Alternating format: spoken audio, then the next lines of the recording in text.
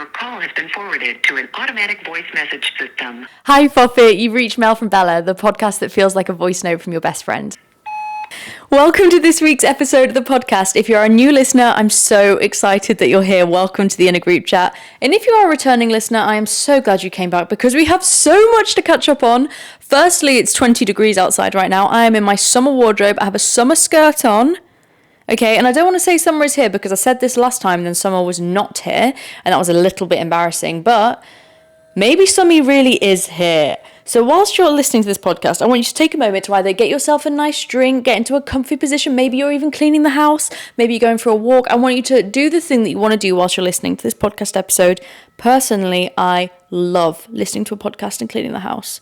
That's my favourite pairing. But maybe you're at the gym.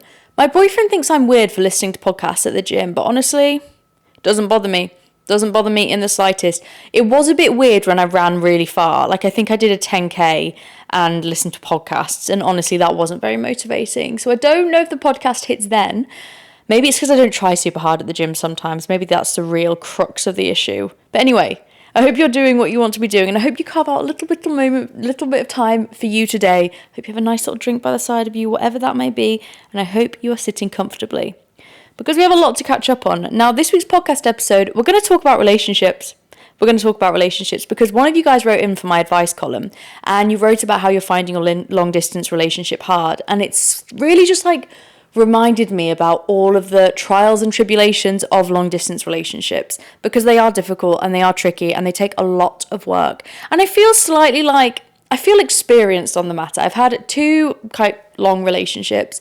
Both of them had periods of long distance in, and my current relationship with my boyfriend, we were maybe long distance for like 3.5, 4 years. It was a bit strange. We were like at different universities, so we would always come together for the summer holidays and the Christmas holidays. So there is that kind of like nuance. But then when I moved to London to work and he moved to Manchester, we were really long distance then, and it was really hard.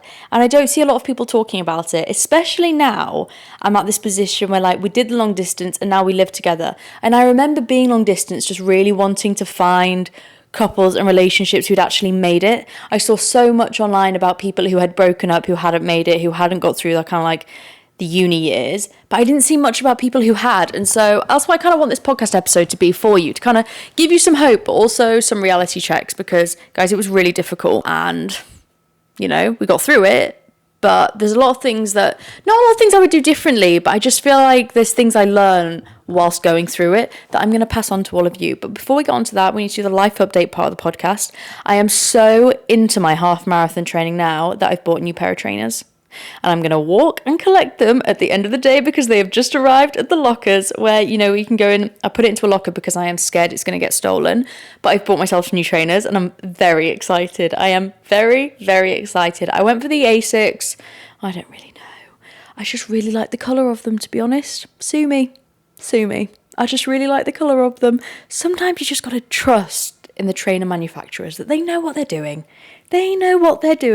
I can just based off colour preference. Now, I know they'll be good because ASOS gave them a good star rating. So that's the first exciting thing that's happened this week. I've managed to hurt my knee. I went on a 18-kilometre run last Sunday.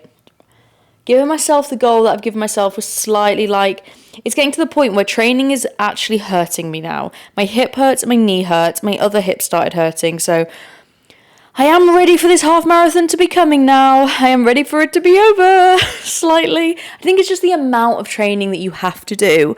And I've actually trained for this one. And last time I did it in March. And so I had 3 months. And that was quite like doable. This one I've been training for like maybe 5 or 6 months for it now, which is pretty long. I probably started a bit too early, to be honest. But it felt like new year, new me. I've got to get on with it. And now I'm there. I'm like, I just feel like I've been running forever. And I keep wondering, like, how am I going to train once this half marathon is over? Because I do this. I'll train for a race and then just, like, never run again. And then train for a race and never run again. And so I need to make sure when I do finish the half marathon that I try and stick. Like, I've been going for runs before work and it's been so lovely. And it's made me get outside more. Because if I just go to the gym, genuinely, I'm just inside all day. I work inside, I gym inside. I come home and I'm inside. Everything is inside, especially if I've had a work from home day, which are not always the most active. And so really, really enjoying that at the moment. I feel like I've locked in on my runs. I'm really trying hard, and whatever happens will happen. But I'm so proud of myself for how much I've really tried for this, because I have really tried for it. I'm not gonna lie, I've really tried, and it's been nice to do that for myself, because I haven't made it into a big social media thing, which I thought I might. I thought this would be great content, but I actually just wanted to do it for me. I just wanted to run and not put too much pressure on myself about a time or, what I wanted to achieve, and kind of making it really like public. Sometimes it's important to have things that are just for you, and I think most normal people have that. But when you're a content creator, it's really easy to think that everything has to become content, because everything could become an opportunity to succeed.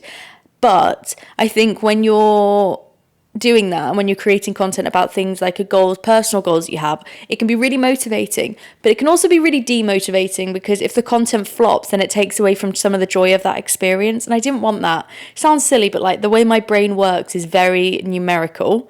So if it got like barely any likes, I'd just think, well, what's even the point? Like, I'm not even doing well at this, blah, blah, blah. And it would take out the joy from the actual running and the actual training and the pushing myself and trying to achieve a goal. So that's what I have been mainly doing this week, because to be honest, I've just been trying to rest after work this week. Even though the weather has been gorgeous, I've spent so much time sat on that balcony reading, and it's been really nice.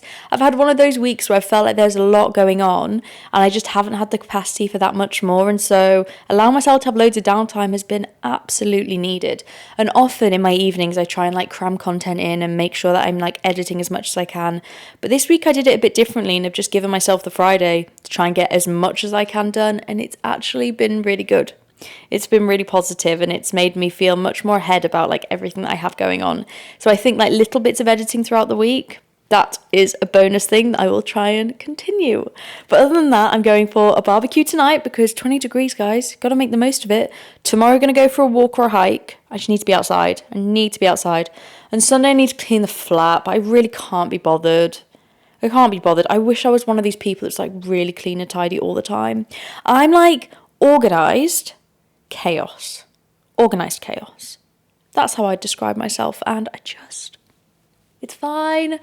But I just really, when I can eventually afford a cleaner, first thing I'm employing. When I can afford a cleaner, that is the first thing, because it honestly makes me miserable and I hate it. So that will be the first step.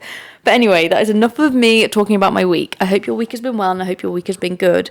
But let's chat about the content part of this week's podcast episode, which is long distance relationships and just like relationships in general. Probably not relationships in general, because that's a bit too broad, but long distance relationships specifically. So I have been with my current boyfriend for 6 years, and a large portion of that was long distance. As I said, we went to universities in different cities. We went to we lived in different cities then after we both graduated, and then I did my master's, which meant I moved away again. And so we had this period of about I feel like the first 4 years we weren't overlapping and we weren't crossing paths.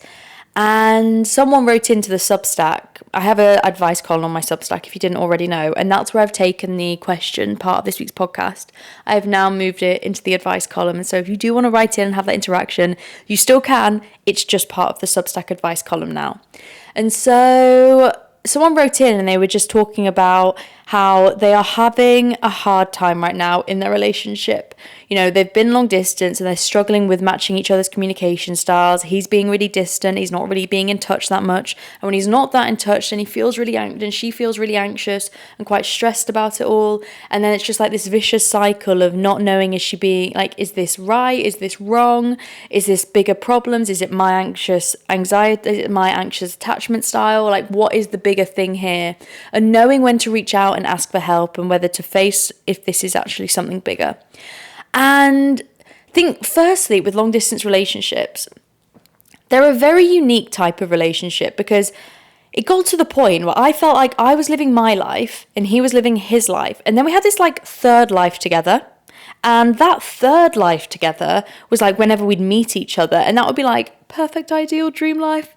And then we drop off from it again and we just live our own independent lives. And the longer we were long distance, especially once we left uni, we started to really create these independent lives. We had our own friendship groups. We had our own, you live.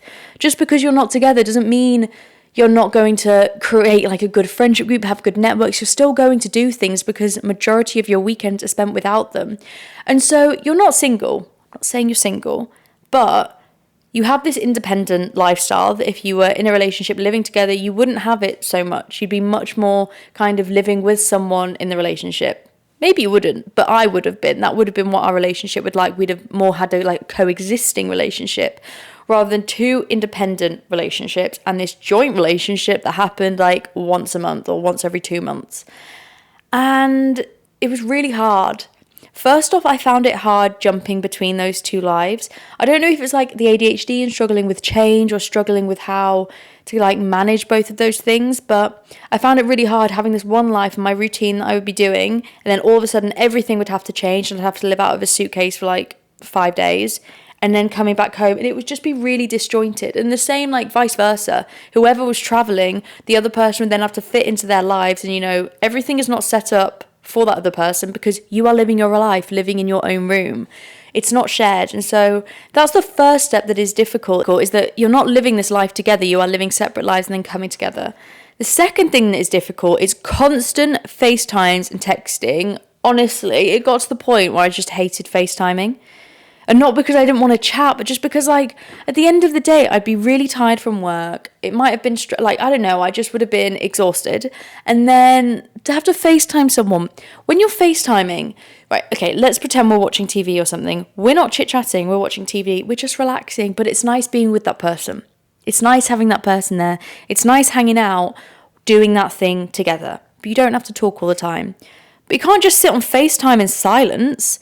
You can't just sit on FaceTime in silence. And we weren't really the type of... Sorry, my hair is so itchy on my face today. And we weren't one of those couples that did like date nights on FaceTime. Maybe some people are good at those. I just didn't really enjoy them. I just kind of found them a bit forced and I didn't find them that fun. And so I think it's a lot about working out what style of communication works for you. Are you going to FaceTime every single day? Are you going to text every single day? How does it work? Because we tried to FaceTime every single day. Too much pressure. Okay, it was just too much pressure, especially once we started working. I think recognizing that it changes. When you're at university together, you have a lot more free time. When you move into the working world and there's a lot more things happening, okay, having the same expectations for communication just didn't work for me. Like, I just found it too much. So we moved to like FaceTime maybe like every other day, every few days. And then... which I found really helpful and kind of took the pressure off. But I think there does become a point in long distance relationships where, for us anyway, well for me, I had to know where it was heading because I didn't want to be long distance forever. That type of relationship and that type of kind of constantly feeling like you're never really creating a life together, that wasn't the type of relationship I wanted. Some people do and it really works for them and that is great, but like it wasn't what I wanted. So eventually we had to make a plan about how we weren't going to be long distance anymore and try and like work out how that plan was actually going to work and how could we create a life together. And I think once we created that life together, once we worked out what do we actually think our life could look like, it made me feel a lot less anxious about how everything was going to come together. Because there was a period where I genuinely had no idea. I had no idea how it was going to work out. I had no idea how things were going to come together, what was going to happen or how it was going to go. And honestly, no clue. And that, I felt pretty anxious in that moment. Because you're just thinking like, is this never going, like, how is this going to work? We currently live in 2 different cities and neither of us are prepared to move. So what is going to happen? What is going to happen? And so if you're also in this point of being in a long distance relationship and you're feeling a bit anxious about how it's going to come together, strangely things did come together. I just had to give it more time. When I was trying to force it and I was trying to think like, how has this come together? And I was trying to scramble a plan together. It wasn't meant to be then. And that's what I learned. I learned that although I want it to be now and I think it could be now, it doesn't quite feel right. I don't quite feel ready to move to the same place. I don't quite feel ready to leave London because I knew I was never going to stay in London forever. And eventually when I did decide to leave London, I did feel ready. And that was the moment that I felt ready. And I think this panic about like, how are we ever going to find a life together? How is it all going to come together? A lot of that was me thinking, I don't feel ready to do that now. And what if I never feel ready to do that now? But you don't need to worry so much about what the future versions of you are going to be like. I think that is a big lesson that I learned. Spent a lot of time trying to control the future and trying to think about how our relationship could look and how I would be in a long distance. Like, how could I control this? But truthfully, like when you're ready to move in with each other and you're ready to make that change and no longer be long distance, you'll make the change. But right now you're happy in what you're doing. And so you've got to find like enjoyment in that. And I think it's like, as hard as it is, be like enjoying the present moment. Okay, right now you don't know when you're going to be able to move in with each other. You don't know when that's going to happen, but you just have to trust that it will. You know, at some point, one of you will make that sacrifice and that will happen. And as long as you're both on board with that, with recognizing, okay, this is where we're heading, this is what we both want. We don't know when that's going to happen, but it will happen because it always does. I think you feel so much kind of calmer about it. And I wish I'd stopped trying to like force it and control it because I couldn't. You know, all of a sudden I was ready.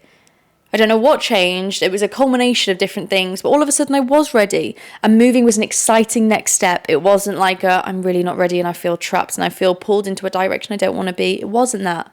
But when I was trying to create that life for myself at a time when I didn't want that, it did feel that way. And so if you're in a long distance relationship and you're not sure how it's going to come together, it's probably because this isn't the right moment for you guys to come together yet. You know, this isn't the right moment for you guys to stop being long distance, because when it is the right moment, it will be easy, because it's actually not that hard to move to a different city. Okay, it's actually not that hard to change your life completely. And I know that feels like a silly thing to say, but it's not. It's just choices. It's just choices. Okay, it's about creating a solution for yourself that makes you happy. And I know it's a bit tricky with work and jobs and like that. It's tricky. It adds a level of complexity.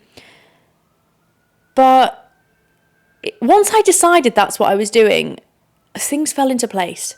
And I think it again showed me you can't force something that you're not ready for yet. You can't force a solution of something you're not ready for. You can't like force a life of something you're not ready for yet, because when I was ready for it, everything kind of fell into place. And so if you're in a long distance relationship, firstly, I salute you. It's not easy. Okay, it's not easy, but you're doing it. And you've just got to make sure you have clear communication and you talk to each other about how you're feeling and you set your expectations of the relationship. What do you need? What do you want? How can you make sure each other feels valued and appreciated in that relationship? Because communication is so important in long distance relationships. But thank you for listening to this week's podcast episode. If you know someone that is struggling in their long distance relationship, make sure you send this to them, because it's kind of the words of wisdom I wish I could have heard. And if you want to hear more, let me know. If you don't already, make sure you are following me on Instagram and on TikTok at Mail from Bella. And if you want to write into the Substack, the advice column, then please send your entries to dearbellaadvice@gmail.com and I'll read them and potentially respond on my Substack. But thank you so much for listening. It honestly means the world to me and I can't wait to catch up with you again next week. I love you. Bye. Mwah.